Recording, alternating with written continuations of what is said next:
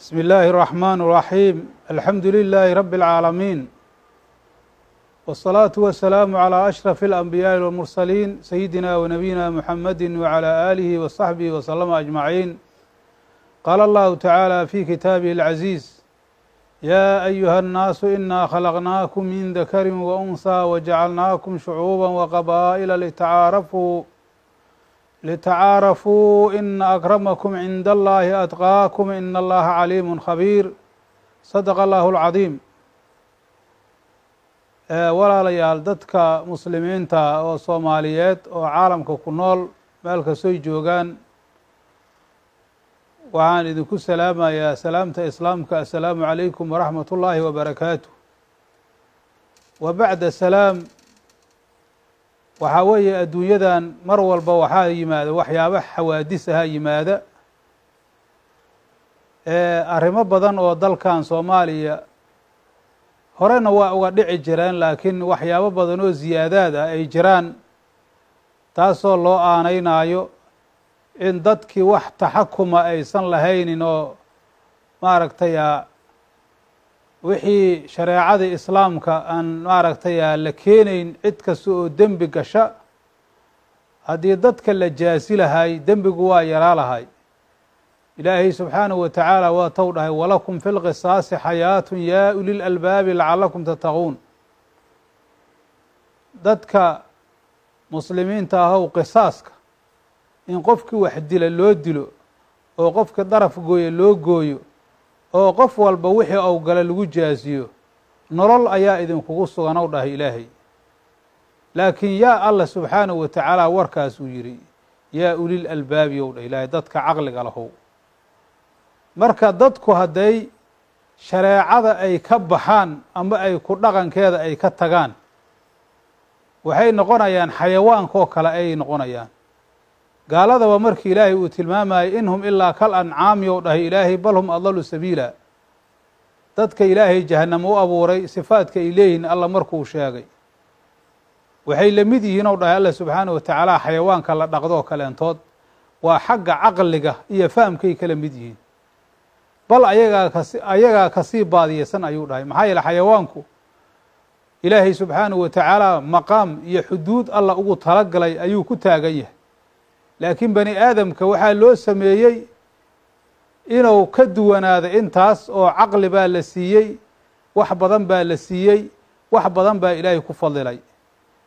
maxalu shaahidka arrintan hadda aanu ka leenahay waxaa weeye, mar dhow oo maalmo ah waxaa ka dhacay magaaladan muqdisho dhacdo aad iyo aad maaragtaya u xanuun badan.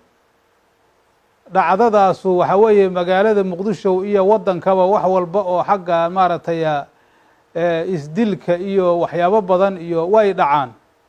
soomaaliduna waxaa weeye dhaqankeedu hore ayuu wuxuu u ahay inay maaragtaya qabiil isu dilaan oy wax kasta ay sameeyaan oo maaragtaya xayaalado badan ay sameeyaan.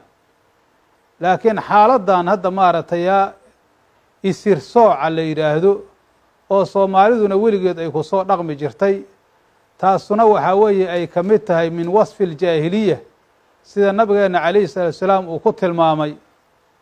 waxaa weeye casabiyadu maxay tahay? markii nabiga la weydiiyey waxa uu dhahay: an tuciina qowmaka calaa dulmi ou dhahay, waa inaad ummadaada ugu kaalmayso dulmi aad ugu kaalmayso. dadku hadday dulmi ay galaan oy daalimiin ay noqdaan, waxaa loo baahan yahay inaan dulmigaas loogu kaalmayn, in laga hor tago ayaa loo baahan yahay. wax kastoo looga hor tagaba meeshan waxaa weeye waxyaabahaas munkaraadka ah, munkarku waa uu fara badan yahay.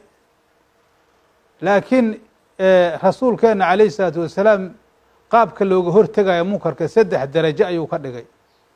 xadiiskii maaragtay imaam muslim uu wariyey iyo kutubta kale, waxa uu dhaha rasuulku calayhi salaatu wasalaam: man ra'aa minkum munkaran falyugayirhu biyadihi, fain lam yastadic fa bilisaanihi, fain lam yastadic fa biqalbihi, wadalika adcafu liimaan.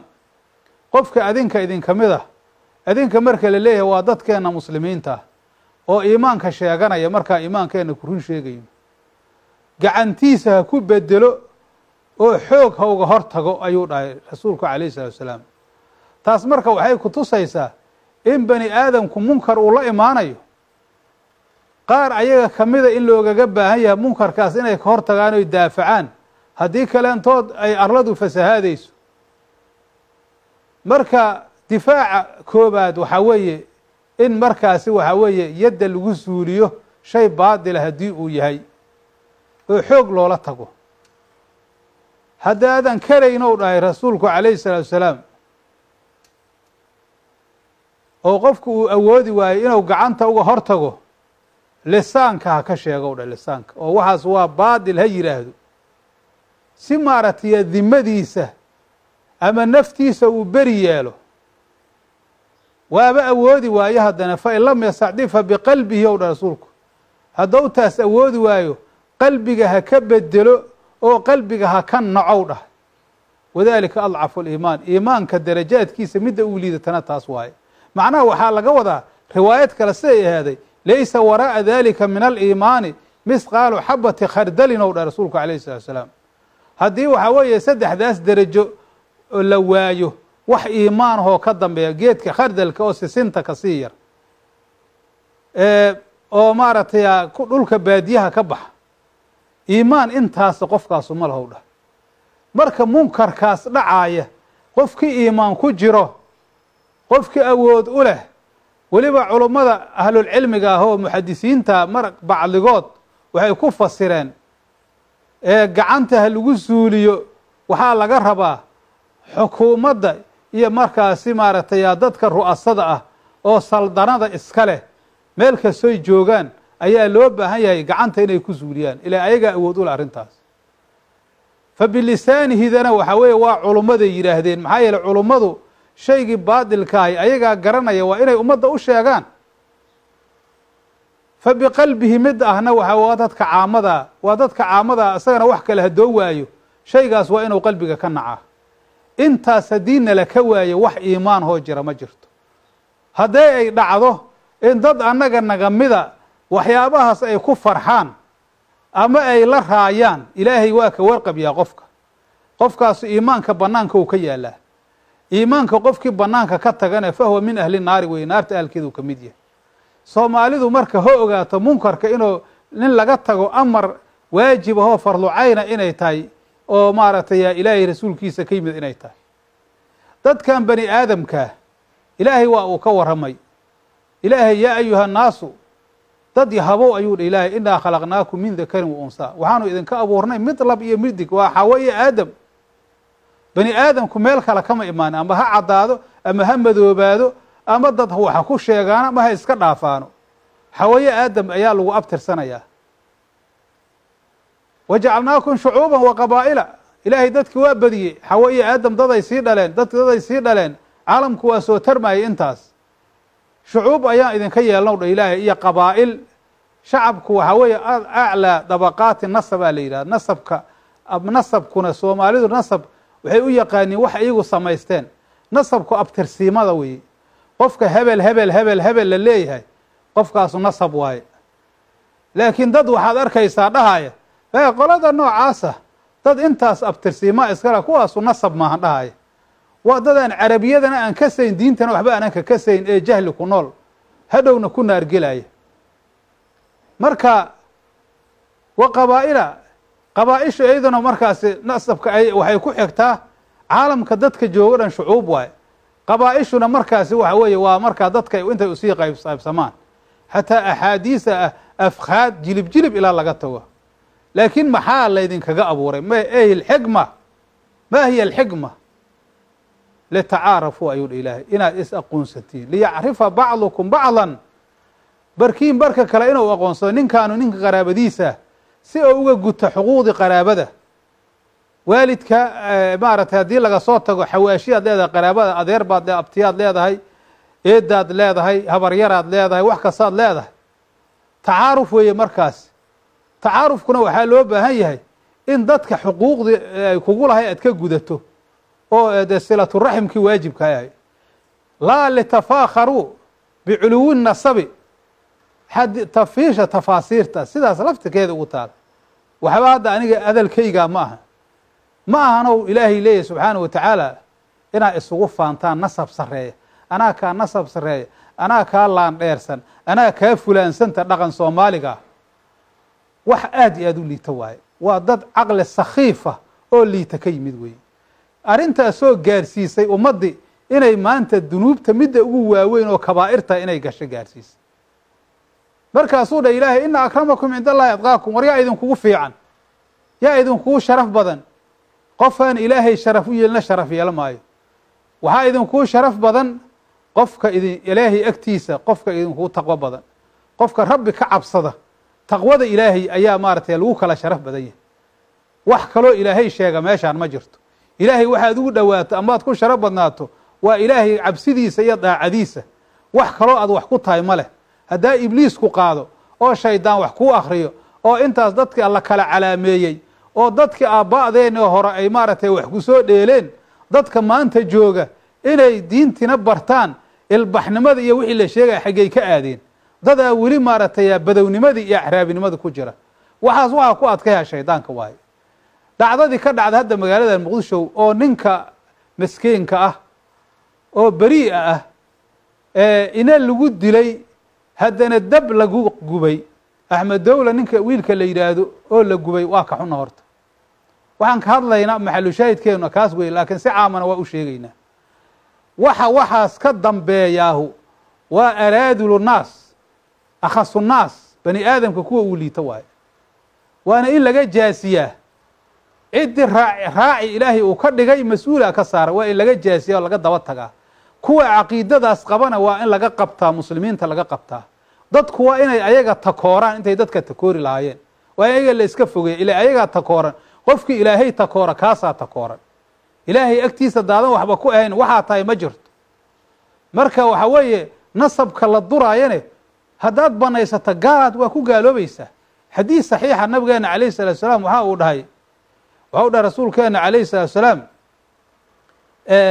sintaani humaa bihim fi nnaasi kufrun, laba dadka gaalnimo ayaa ugu sugan. adacnu fi lansaabi wanniyaaxatu cala almeyit, nasabka oo la duro iyo meyidka oo lagu qaylsho oo niyaaxadii la sameeya jaahiliyada. marka hadda labadan arrimood wax jaahiliyadii ka yimid waaye. dadka banaystay oo caado ka dhigtay ee dhaqanka ka dhigtane waxay u eg tahay inay ku gaaloobaan oo ilaahay agtiisa ayagoo kufaar ay tagaan. intii goor ay tahay ha ka towba keenaano. waxaana uga tacsiyeynaynaa qaraabadaas ahlu khayrka ah oo intaasoo dunuuba loo geystay. qofkaas dhintay shahiid waaye, laakiin qofkii ka dambeeyo dembigaas ama abaabulay ama raalli ka ah, xataa midka raalli ka ah yaanba dadka ogaanin. waxa uu ka baxay maaragtay xayndaabka iimaanka uu ka baxay kaas isaguna meel kastoo joogaba. marka cid raalli ka ah ma jirto. qabiil loo nisbay maayo, cid loo nisbayhaa ma jirto. waxa weeye qabiilna cid xakunta ah ma jirto. dadku waxa weeye qof walba walaa taziru waasiratun wisra ukhra u dha ilaahi. naf dimbowda naf kale dembigeeda ma saarsanayso. dadka waxa weeye xukuumadaa ka dhexaysa. wiilkaaga haddou 15 jir noqdo waxa weeye waxaa idinka dhexeeya xukuumadda ayaa ka jaasaysay. adaa dhalay dembigow gala laguguma qabsan kara adiga. marka waxa weeye inta markaasi maamul haysa waa inay arrintaas wax ka qabtaan weeye. soomaalidana waxaan ugaga digaynaa waxyaabahaas haraadiga ah oo soo jireenta ah oo dulliga ah. soomaaliya waxa weeye waddanka gudihiisa isku gumaysataa, laakiin hadday xuduudkaas Kenya hadday dhaafto Libooya Kenya meelahaas ay tagto ayagaa dad gumaystayaala wada ah. gaaladii meel walbay tageen, meel walbaa lagu gumaystaa, meel walbaa lagu yasaa, meel walbaa lagu waxeeyaa. maxay ayagu isu yasaayaan? balaayada ayaga haysata maxay tahay? war waxa weeye waxaas laga ilbaahana laga tago. dadka waxaas wadane hala takooro shayaadiin weeye kuwaas. waxaan leenahay marka dadkii maaragtay dembigaas laga galay oo dadkoodii la dilay, jariimadaas ay ka dhacday, waxa weeye maaragtay waa u tacsiyeynaa. ilaahay agtiisana ilaahay maaragtay samarkooda Allah weyneeyo. waqafara Allahu limayiti, mayidkoodina ilaahay dembi dhaaf Allah siiyo. hana ogaadaano inaan maaragtay qabiil iyo maaragtay imidna iyo dad meel iskala soo jeeda waxaas inaysan samaynin oo waxaas inaysan maaragtay wax beel ka socda aysan hayn. soomaaliya oo dhan waxaas dhaqan soo jireen waaye. dadaa weli ku baaqiya arrintaas. dadka marka waxa weeye heer hebelaanna dilay heer hebelaanna yeelay laftirkeedu waxay ka mid tahay casabiyaday ka mid tahay. dad baa wax laga leeyahay heer hal nimaa dembi gelaya markaas uu leeyahay heer hebelaa nin naga dile waa inaan nin kale kasoo dilnaa. bal fiiri war aawa aayadda qur-aanka war ninka la soo dilaa ma ahada ninkii wax dilay xataa maaha. marka kaas laftirkiisu qabyaaladii laftirkiisu waa ku jira casabiyadu ku jira. nabigeena waa tou dhahay dacuuha fa inahaa muntinatu dhahay rasuulku war iska daayo ka tagow dhahay waa neef baktiyey weeye. dadka qabyaalada casabiyada noocaas ku dhacmaaya subax iyo galab waxay cunaan dameer baktiyey ama ey iyo doofaar baktiyey cunaan. haddayse isdhayn waa cuntiine way cunaan wax ka xumay haayaan. waxaaba laga yaabay eyga iyo doofaarka iyo maaragtay dameerku inay haddii xaalatu daruuro la gaaraba ay banaanaadaan. marka waxa weeye dameer baktiyey cunaan iyo wax ka liita. arrintaasaan rabay inaan xoogaa dhel aan ka iraahdo insha allahu tacaalana waxaana soomaalida ka codsanaya inay maaragtay hadda aaladii waa badatay in lasii sheergareeyo ummadda lasii gaarsiiyo oo maaragtay ummaddu ay ilaahay ka cabsadaan. arrintaasna beri baan ka nahay dadka islaamka oo dhan muslimiinta dhan soomaaliyeed beri ay ka yihiin. aad iyo aad baana loogaga xun yahay loona cambaaraynayaa maaragtay inti samaysayna ku kooban tahay. cid kaloo maaragtay arrintaas raalli ka ama jirto sababtoo iimaanka miyaanu ka baxaynaa iyo islaamka ilaahay nagama bixiye waa iimaanka islaamka ka bax. adacnu fil ansaabi waniyaxatu calay meyd nabiga calayhi salaatu salaam dadku waa inta labadaas waa ku gaaloobayaan. haddana waxa weeye waxaan waa la dhaqamaa laga soo jira wax la soo jira weye. dadkii masaakiinta intaasoo dhan ummadii xataa aan wax xiriira aan ku lahayn dhibaato weeye.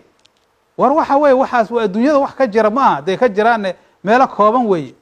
marka annaga oo muslimiin sheeganayna oo 100% muslim nahay dhahaya waxaasna ku dhaqmayna dadkaasu dad islaam waxba ka yaqaan maahan dad diin lena maahan.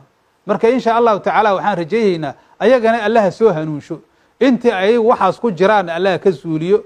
haddii kaleentood ilaahay subxaanahu watacaala meelow dadka oo ilaahay ku kala saaro iska leeyahy waxaas waxba ku dheefi maysid naaraa ka dambaysa. marka waxa weeye waxba kugu tari mayso. إن شاء الله تعالى وحنا رجينا إن لقيه وأنتوبي دونه كلمة نصيحة أنا أمضى أن صدق يسينا. هذا وبالله التوفيق والسلام عليكم ورحمة الله.